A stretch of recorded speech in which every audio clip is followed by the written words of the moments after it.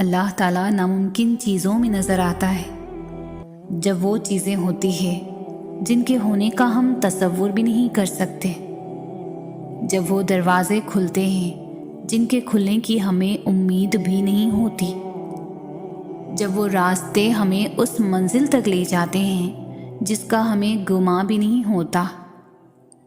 یہ حالات کا بدلنا، یہ دروازوں کا کھلنا، یہ راستوں کا منزل تک لے جانا، آپ کو لگتا ہے یہ سب بلا وجہ ہو جاتا ہے؟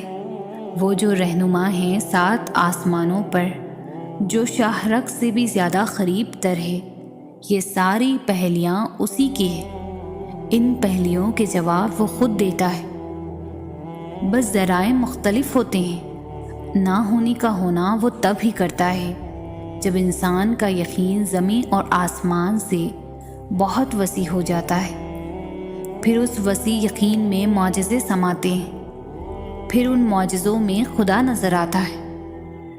جب اللہ کسی کا خیال دل میں لاتا ہے تو اس کی جگہ نصیب میں بھی کہیں چھپا کے رکھ دیتا ہے، اور وہ چھپی ہوئی چیزیں تو بس انہی کو ملتی ہے جو دعا کرتے ہیں۔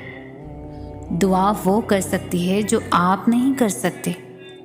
جب اللہ اپنے کسی بندے سے کوئی شے لیتا ہے تو یا تو اس سے بڑھ کر بہترین شے عطا فرماتا ہے، یا اسی شے جو انتہائی خوبصورت طریقے سے واپس لوٹا دیتا ہے، جیسے انتہائی خوبصورت انداز میں لیا تھا اس نے یوسف علیہ السلام کو یعقوب علیہ السلام کے پاس۔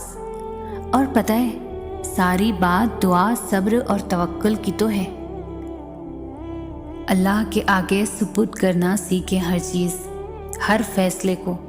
جب آپ جانماز پر بیٹھتے ہیں تو بھاری دل کو خالی کر کے اٹھا کریں، ہر چیز اللہ کو سونپ کر اٹھا کریں، کیونکہ جو ہوا اس کی رضا تھی، جو ہو رہا ہے اس کی رضا سے ہی ہو رہا ہے۔